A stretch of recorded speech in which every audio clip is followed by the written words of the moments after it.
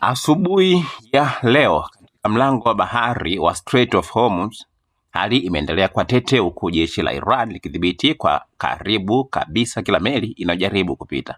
Taarifa za hivi karibuni zinaeleza kuwa si tu idadi ya meli imepunguzwa kwa kiwango kikubwa, bali pia kila meli inalazimika kupata kibali maalum kabla ya kuruhusiwa kupita, ikiwa ni pamoja na kufuata masharti mapya yaliyowekwa na Tehran. Baadhi ya vyanzo vinaeleza kuwa kwa siku ni meli chache sana, takriban chini ya 15 ndizo zinazoruhusiwa kupita katika njia hiyo muhimu ya kimataifa.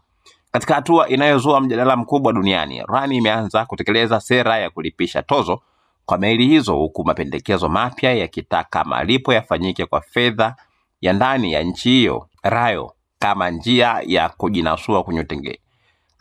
kujinasua kwenye utegemezi wa dola ya Marekani.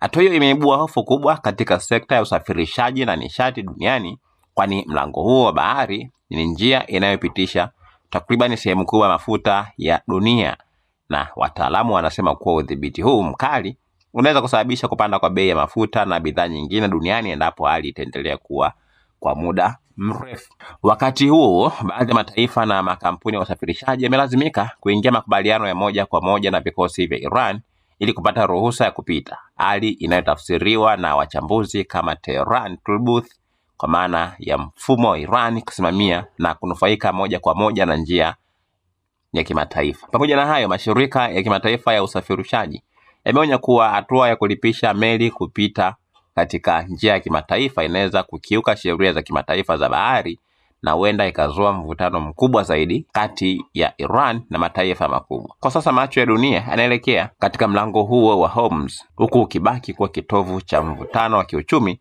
kijeshi na kisiasa duniani. Usiache kusubscribe channel yetu ya YouTube ambayo inasomeka Dodoma TV.